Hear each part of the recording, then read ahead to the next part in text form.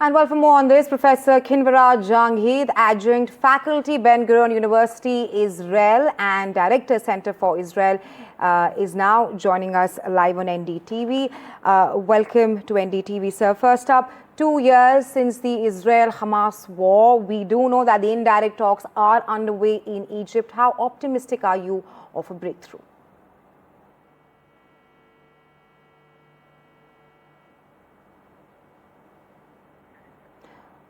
All right, there seems to be some. So you have to unmute yourself. We perhaps can't listen. I'm so sorry. Thank you. There are more reasons to be pessimistic about this deal because such efforts have happened in the past. They agreed, and then after the first phase, everything faltered. But this time I'm optimistic because Donald Trump really wants the deal. Netanyahu has complete reluctance to do what he is forced to do, and Hamas has all the more reasons to hold on to hostages and drag this war as the whole public space is turning pro-Hamas in many of the campuses across the world. But Donald Trump is really now disillusioned. He's disillusioned because his own threats did not work.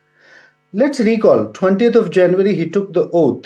And before he took the oath, he gave an ultimatum that Hamas shall release all these hostages before he takes oath, otherwise a hell will be on them.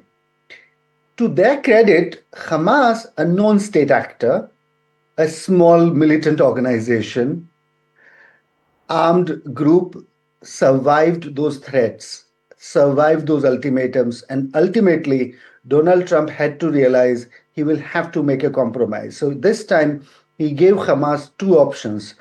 Those of you who will renounce violence will stay in Gaza, and those of you who will like to leave Gaza will be given a passage to leave Gaza.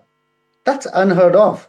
Second compromise that Trump offered is that in writing in 20 points, he mentioned Gaza will not be occupied, neither will be annexed. So I think it's a bit moderation on the part of Trump. And the second disillusionment for Trump is Mr. Netanyahu.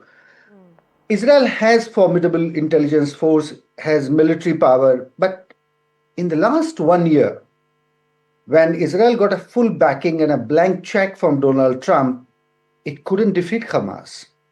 Right. Now, one can really go into the quality of the fight and how it's a civilian area where Hamas hides, and it puts a tremendous difficulty for a state to act freely in a true sense. Whatever those circumstances are, the point is Israel failed militarily in Gaza because, as you said, the number one priority and the goal of the war was to free the hostages. Right. They couldn't reach to them. Right, Professor. You mentioned how Israel has completely failed in Gaza because it has not been able to achieve any of its war goals. Number one, retrieving the hostages and dismantling Hamas. You spoke about the disillusionments of the US president. At this point of time, do you think that Trump will be able to perhaps convince Bibi, the Israeli prime minister, to perhaps stop the war? Because 2 years on, Israel has clearly failed to achieve its war goals. Well, he has already put his thumb where Netanyahu doesn't like to be.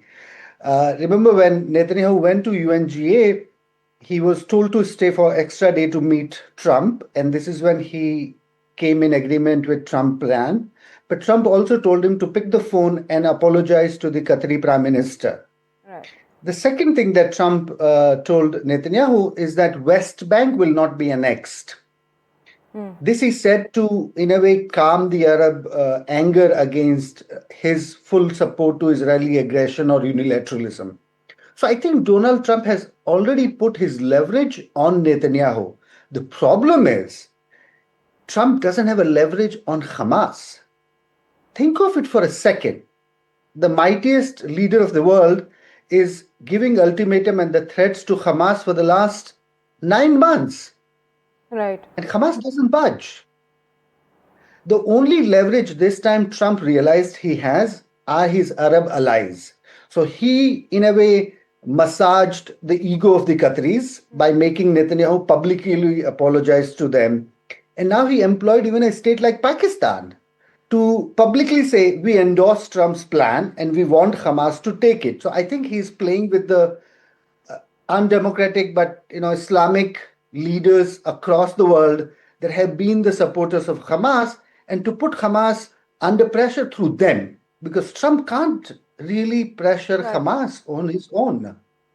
Right, Professor Jahangir. Thank you so much for joining us here on NDTV with your insights. But before we let you go, your last inputs on where do you see the war headed to with the talks underway? Do you think that there will perhaps be a breakthrough? Because you mentioned about Hamas and how Trump does not have a leverage on Hamas. But after so many back and forth between Israel and Hamas, Hamas right now has at least agreed to the initial stage of the 20-point peace plan proposed by the US president.